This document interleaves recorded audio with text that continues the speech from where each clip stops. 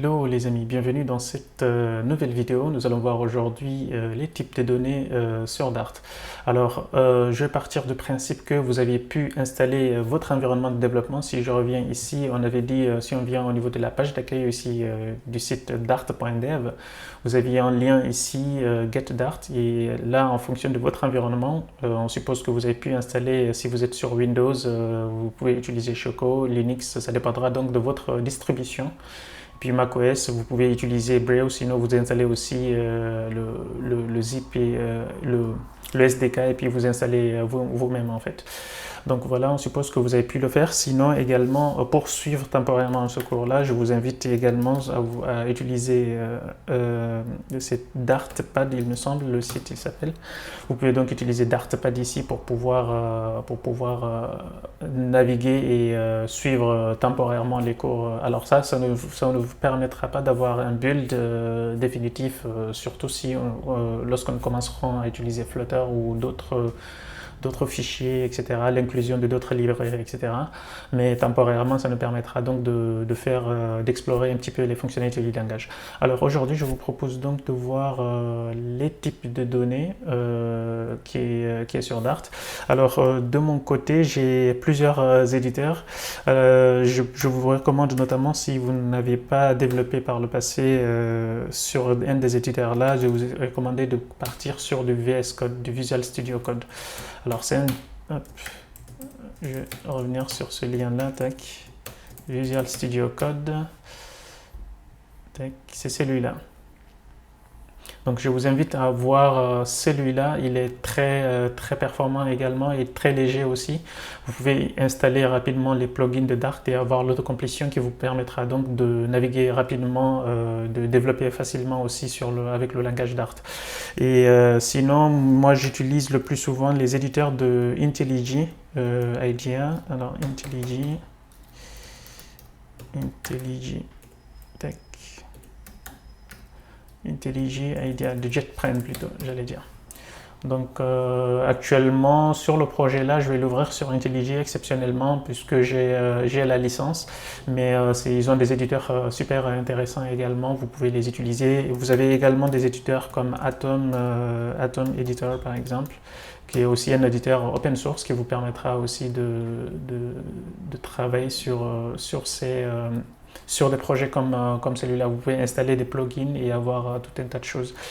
Donc je vous invite vraiment à utiliser, à travailler sur votre environnement, comme ça vous pouvez compiler et avoir des exécutables au besoin et puis garder les codes sources vous-même, comme ça vous n'aurez pas à les garder ici au niveau du Dart parce que là il le garde en cache et puis si je change de navigateur ou si je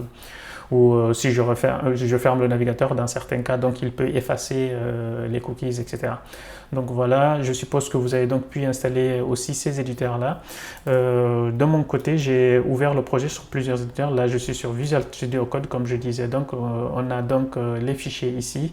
Alors, je vais juste fermer ça. On a la partie plugin. Vous pouvez installer ici le plugin qui s'appelle Dart ici. Vous aurez juste à installer ici la partie. Moi, je viens de l'installer. Vous pouvez également rajouter le highlight ici, mais bon, il n'y en a pas vraiment besoin. On peut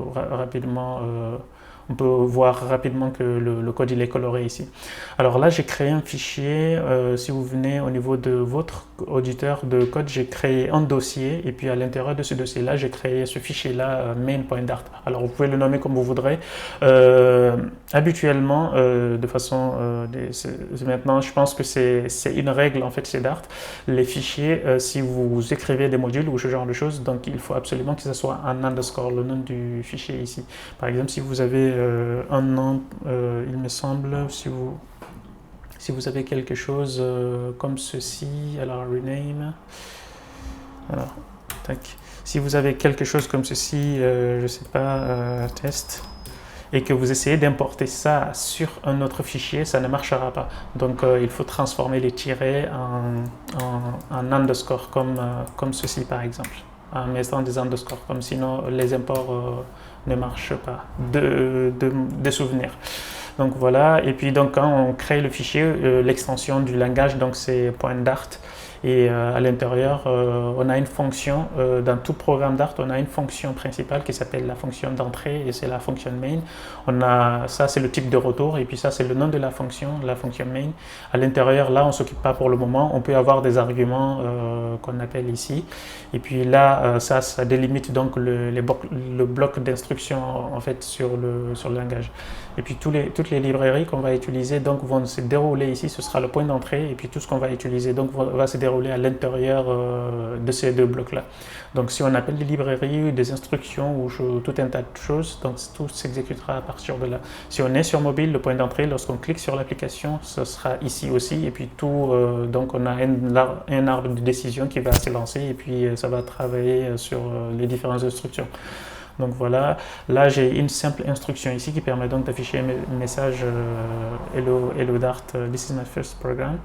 Et puis donc je peux l'exécuter ici directement avec mon éditeur VS Code. Si vous êtes sur VS Code, vous pouvez directement lancer l'éditeur ici. Sinon, vous pouvez également utiliser le programme.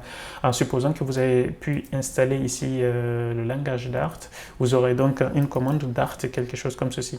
Donc il suffit juste de taper Dart, le nom du programme, du langage ici, et puis le nom du fichier ici. Donc le nom du fichier, là je suis sur le bon dossier, il faut bien le rappeler. Donc si je viens ici, le nom du fichier c'est main.dart ici. Donc j'ai juste à lancer ça, si je dart ça, et donc j'aurai ce message là. Cette fonction là permet donc d'afficher notre message. Alors là, je vais fermer sur VS Code, comme ça je ne l'ouvre pas sur 10 000 éditeurs. Je préfère partir sur du IntelliJ ici. C'est un peu plus, je suis un peu plus habitué sur les raccourcis, etc. Donc voilà, donc on va partir sur cet éditeur-là. Alors je vais juste ajuster ça. Donc ici, j'ai le même projet que j'ai ouvert à cet endroit-là. Tac. J'ai le même projet ici, j'ai la fonction main ici qui affiche le même message. Donc là aussi, je peux appuyer ici et puis lancer ici mon programme et j'aurai donc le message comme on a vu dans l'éditeur VS Code tout à l'heure. Alors aujourd'hui, donc le but de la vidéo, c'est de voir les types de données. Les types de données, il faut savoir que le langage Dart, c'est un langage qu'on peut programmer soit en procédure ou en orienté objet et beaucoup plus en orienté objet, on va dire. Et donc il a un typage statique, ce qui veut dire que le typage, le programme, les variables et le programme sont typés lors des déclarations plutôt. Et puis les types donc sont identifiés et définis et identifiés la plupart du temps si on utilise dans certains cas les types génériques et autres. Donc ils sont connus lors de la compilation. Donc ici par exemple, je peux effacer ce message-là. On a plusieurs types. Je vais commencer par les nombres, on va dire, pour représenter les nombres. C'est ce qui permet donc d'afficher, de garder plutôt en mémoire les informations dans notre programme. Donc si je fais ici int, donc on a cette déclaration-là qui permet donc d'identifier ici les nombres, de garder plutôt, de déclarer une variable de type nombre. Donc on a quelque chose, je peux faire integer ici, ou number, quelque chose comme ceci. Et puis là, on donne ensuite le chiffre. Et donc ça ressemble un petit peu aux autres programmes qu'on a, comme du Java. On a donc le typage qui est préfixé. Si vous êtes sur le TypeScript, habituellement, c'est là qu'on met le number. Et donc voilà. Et on a également le type double ici qui permet donc d'identifier les nombres en flottant. Je vais mettre juste 3.14 par exemple pour représenter pi. Et puis toutes les instructions en Dart sont terminées par les points virgules. Et également nous avons un type qui s'appelle le string qu'on peut par exemple identifier ici. Par exemple là je peux donner pour représenter juste des données qui sont représentatives de quelque chose. Donc je peux faire quelque chose de 8 par exemple, je peux faire je sais pas 1m14 et puis name je peux mettre John. Et donc voilà, et vous avez également ce qu'on appelle les tableaux. C'est en quelque sorte c'est une collection en fait de ces informations là. Donc contrairement à certains langages qui ont des tableaux qui sont représentés par des crochets, en Dart les tableaux sont représentés par des listes. ici. C'est un petit peu, ça ressemble un petit peu au type de Java, les listes de Java si vous avez fait un petit peu le langage Java. Donc vous avez une liste ici et en général il faut préciser ici donc le type de données qu'on veut collectionner à l'intérieur. Il faut savoir que les tableaux ne peuvent contenir qu'un seul type d'entrée, d'un seul type de collection des éléments dans le tableau. Donc on peut donner ici soit un string ici qui représente donc comme ce qu'on a fait ici pour le nom, les chaînes de caractères, et puis on peut donc faire quelque chose ici pour fruits si on souhaite, et donc donner quelque chose comme ceci. Et je sais pas, avocat par exemple. Et puis voilà, donc on peut avoir donc des informations comme ceci qui sont représentées en tableau, qui au lieu d'avoir un type qui est juste contient une seule information à la fois. Et également nous avons les maps qui représentent un petit peu les dictionnaires. Si vous êtes sur du JavaScript ou autre, vous avez donc plusieurs clés là aussi, c'est un type un petit peu générique. Donc vous avez une clé qui représente ici, si je reviens juste au niveau de l'autocomplétion, vous avez KV ici, ça c'est un type et ça c'est un autre type. Donc vous avez KV et là vous pouvez donner, je sais pas, vous pouvez prendre par exemple un type string et puis dire que voilà, les informations que vous avez stockées ici, ça ce sera donc la clé de vos informations. Et puis là vous pouvez donner un numéro par exemple, soit un int, un double ou quelque chose comme ça. Et donc là vous aurez donc à représenter un objet qui sera donc de cette façon-là. Vous pouvez faire par exemple, je sais pas, des scores. Un score par exemple, quelque chose qui ressemblerait à ceci, et vous pouvez donner par exemple un nom, par exemple John.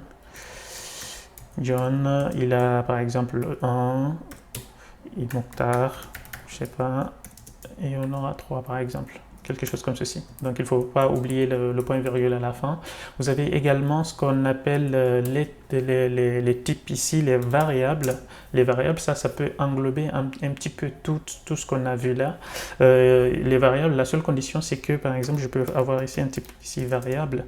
La seule condition, c'est que ce type-là, il peut contenir tous les autres. C'est juste que au moment de la déclaration ici, le type il est identifié par le compilateur. Donc par exemple, si là je suis un type, si je mets un entier ici, donc si je survole ici, on verra donc le type ici qu'il a identifié, c'est un type int.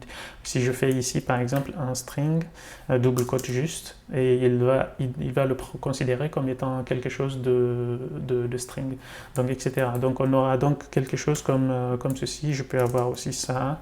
Il me dira aussi c'est un map de string et int comme ce qu'on a ici. Donc ce type-là, il est identifié à la volée lorsqu'on déclare une variable. On ne peut pas le changer après. Par exemple, si je fais ça variable égale plus tard et égale à 2, il va râler normalement. Si je relance ce programme-là, alors là, je vais juste survoler là. Il m'a déjà identifié ici l'erreur. Donc, il me dit que int ne peut pas être attribué à un type qu'il a identifié ici, le type map ici. Et vous avez donc un autre type qui peut donc pallier à ce problème qu'on voit ici, c'est le type dynamique. Donc on peut avoir un type dynamique qui est comme ça. On peut avoir, je ne sais pas comment on va le nommer. Comment on va le nommer? Dynamic var. Allez, dynamic variable, par exemple. Celui-là, par contre, on peut, par exemple, reprendre cet exemple-là et si je peux faire ça, par exemple, je reformate un petit peu le code, je peux refaire ça et puis reprendre la même variable ici et la réaffecter, par exemple, à 2. Donc celui-là, il peut accepter ce genre de choses. Donc ce type-là, il est un petit peu de partout. Alors comme on a dit au niveau de l'introduction, la dernière vidéo, Dart en fait c'est un langage qui a un typage fort, donc qui n'accepte pas les nuls en fait. On ne peut pas prendre une variable ici. Si vous venez par exemple d'autres langages, par exemple en Java, vous pouvez déclarer que c'est un type objet par exemple, et puis ensuite pouvoir le donner nul. Donc il n'y a pas ça en Dart, donc on a le null safety, c'est qu'on ne peut pas par exemple réaffecter ici à âge, si je prends cet exemple là, à nul. Donc vous avez ce type-là. Si vous voulez accepter quelque chose à nul, vous pouvez donc faire un point d'interrogation ici. Donc âge ne peut par exemple prendre nul ou int par exemple. Là, je pourrais l'affecter par exemple à nul plus tard. Donc là, il accepte. Mais si j'enlève ici le point d'interrogation, il n'acceptera pas donc de reprendre cette partie-là. Donc je pense qu'on a fait le tour, donc on peut réutiliser donc la fonction ici qu'on a vue et puis je peux afficher donc les informations et puis on peut interpoler ici les variables et, donc c'est de préfixer par $, par exemple, name ici par exemple $, et donc on peut avoir également print, on peut prendre l'âge et puis l'afficher, etc.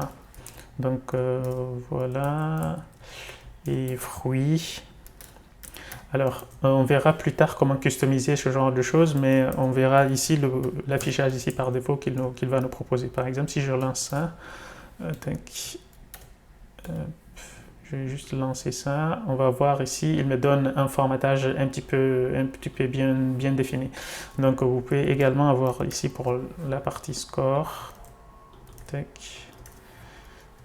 donc ça c'est pour les scores, et voilà.